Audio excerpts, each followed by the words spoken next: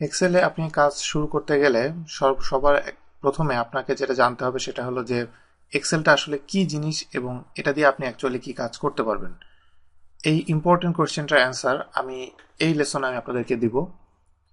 এখানে normally Excel দিয়ে আপনি আসলে কি করতে পারবেন সেটা নিয়ে আমি কথা বলছি। তো এক্সেল দিয়ে আপনি অনেক কিছুই আপনি করতে পারবেন। তো এটার আসলে কোনো ক্যাটাগরি নাই যে আমি এই কয় ধরনের আমি কাজ করতে পারবো। বাট আমি মোটামুটি 3 ধরনের আমি ক্যাটাগরিতে ভাগ করেছি, যে মোটামুটি এই 3 ধরনের ক্যাটাগরিতেই নর্মালি আপনাকে কাজ করতে হবে। আর আপনি এগুলো আমি আপনাকে আপনাকে ক্যাটাগরি বলার পরে আপনি বুঝতে পারবেন যে আপনি আপনার অ্যাকচুয়ালি কোন ক্যাটাগরিটা দরকার এবং কোন ক্যাটাগরিটা হলে আপনার চলবে। বা আপনি যদি খুব অ্যাডভান্স লেভেলে কাজ করতে চান, হয়তো আপনার সবগুলোই কাজ করা লাগতে পারে। আমি যেটা 3টাতে ভাগ করেছি, একটা হলো ক্যালকুলেশন, সেকেন্ড হলো চার্টিং, থার্ড হলো ডাটাবেস। ক্যালকুলেশনটা হলো এখানে দেখেন যে এখানে আহ, এই শীটের ভিতরে আমি আছে, এখানে শীট 3টা। প্রথম যে শীটটা সেটা হলো ক্যালকুলেশন।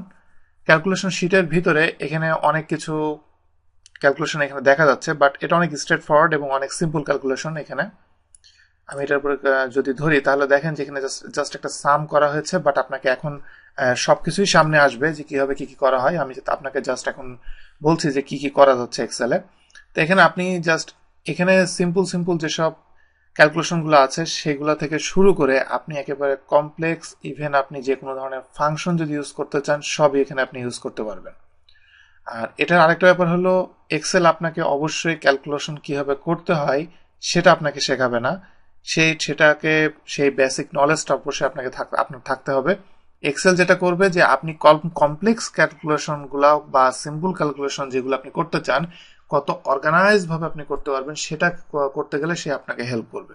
এটা হলো ক্যালকুলেশন আপনি করতে পারবেন, এটা একটা সাইড। এবং আমাদের দেশের বেশিরভাগ অফিসগুলোতে মোটামুটি এইটা কাভার করে আর কি। তো সেকেন্ড আরেকটা যেটা সেটা হলো চার্টিং। চার্টিং জিনিসটা হলো যে এখানে দেখেন যে এখানে যে একটা চার্ট হয়েছে, চার্টটা কিন্তু আসলে প্রথমে যে এখানে যেসব ক্যালকুলেশন দেখছেন ডান দিকে, কিন্তু এই চার্টটা কিন্তু এই ওয়ার্কশিটের উপরে বেস করে এই চার্টটা তৈরি করা হয়েছে। তো এখন এখানে যে চার্টটা তৈরি করা হয়েছে এই চার্টটা করতে গিয়ে আমার খুব একটা কষ্ট হয় নাই, কারণ আমি 2-3 ক্লিকে আমি চার্টটা পেয়ে গিয়েছি। এক্সেল এমনই একটা পাওয়ারফুল একটা টুলস যেটাতে আমার চার্ট করতে গেলে এরকম অনেক সুন্দর, এই চার্টটা দেখতে খুবই সুন্দর, 3D এনভায়রনমেন্টে আছে চার্টটা। তো এই ধরনের চার্টের ক্ষেত্রে আমাকে জাস্ট 1-2 ক্লিকেই আমি এই ধরনের চার্ট আমি পেয়ে যাব। তো এরকম চার্ট তৈরি করার ক্ষেত্রে অনেকে আছে যাদেরকে এই চার্ট বিভিন্ন ধরনের শেপের চার্ট তৈরি করা লাগে। তো আপনারা এই চার্ট সেকশনে এই সব কিছুই আপনি এক্সেল আপনি করতে পারবেন। তো মোটামুটি আমাদের দেশে এই ক্যালকুলেশন এবং চার্ট এই দুইটা জিনিস যদি একজন জানে তারা মোটামুটি বেশিরভাগটাই কাভার করে যায়। আর থার্ড সেকশন যেটা সেটা হলো তার ডাটাবেস। ডাটাবেসটা আসলে একটু অ্যাডভান্স লেভেলের।